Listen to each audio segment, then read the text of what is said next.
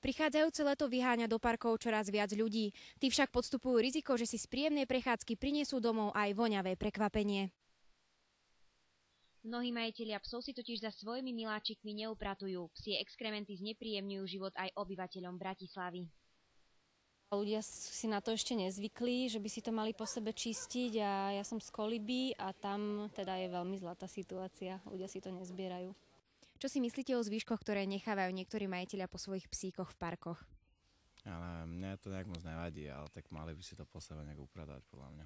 I go running here often and I often have a hard time trying to avoid what they leave behind. People have to pick it up, otherwise they get fined for it, and we have parks designated for dogs in particular, so we never have really a problem on the streets or anywhere because otherwise you get in trouble from the authorities. K povinnosti odpratať zvyšky za psom zaväzuje jeho majiteľa aj nariadenie o podmienkach držania psov. Každý, kto so psom je na verejnom priestranstve, tak musí po psovi vyčistiť. Na to máme určené zvlášť smetné koše na psie exkrementy, kde sú zavesené aj špeciálne sáčky na odpratávanie a zabezpečujeme vývoz alebo odvoz, likvidáciu týchto odpadov. Myslíte exkrementy? Určite áno. Vy upratujete za svojimi psíkmi? Áno, upratujem. A prečo si myslíte, že je to dobré alebo dôležité? Ja si myslím, že keď to ja neupracujem, tak kto už by to upratal? Sú to moji psíkovia. A najstrašnejšie sa mi zdá, keď vstúpim do nejakého toho, čo tam zostalo po nejakom psíkovi. To sa mi zdá hrozné. Tak upratujem. Je to nepohodlné a záleží od toho, ako sa to psíkovi podarí, niekedy aj nepríjemné trošku, ale myslím si, že malo by sa to robiť. Ja mám navyše naučeného psa, aby sa vyšpinil buď na kraj chodníka, alebo pod strom, alebo pod krík, a keď sa to náhodou podarí na chodníku, tak to odpracem. Áno, upratujem za svojím psíkom. Tuto som to mal, sáček si nosím so sebou. Nie za každým, nenechávam to na chodníku.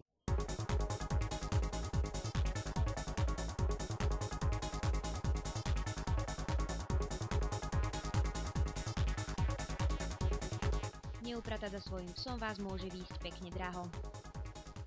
Keď pes v podstate vypustí exkrement, tak sa to bere ako znečistenie verejného priestranstva, čiže porušuje všeobecne záväzného nariadenia buď hlavného mesta alebo mestskej časti.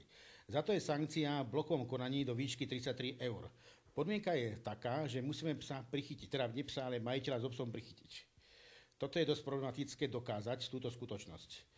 Ale nájdu sa zase susedia a iní dobrodinci, čo povedia: pani, ale ten váš pes sa pred malou chvíľočkou vyšpinil a my sme to videli, tak v tom prípade už môže byť nejakým spôsobom riešené aj v blokovom konaní, ale oni sa vyhovárajú, všelijaké kuriózne výhovorky hovoria, že je to také dosť pestré.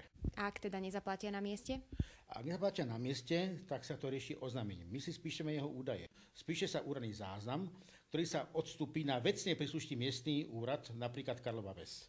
Tam si o správnom konaní predvolajú a hrozí mu pokuta do výšky asi 300 eur. U nás sa sporadicky vykonáva akcia, čo náš veliteľ nazval familiárne Dumčo. Je to celoplošná akcia, konkrétne v každej mestskej časti, kde sú nasadené všetky možné hliadky aj z iných mestských častí, čiže v teréne je vyše 100 policajtov, ktorí od rána od 5. hodine prečesávajú nám známe výskyty týchto psíčkarov a riešime na mieste tieto závažné nedostatky, ako nesplnenú daňovú povinnosť a ako aj znečistenie verejného priestranstva. Napriek všetkým opatreniam sa psie výkaly na uliciach stále objavujú a budú tam dovtedy, kým sa všetci majitelia psov nenaučia byť zodpovednými.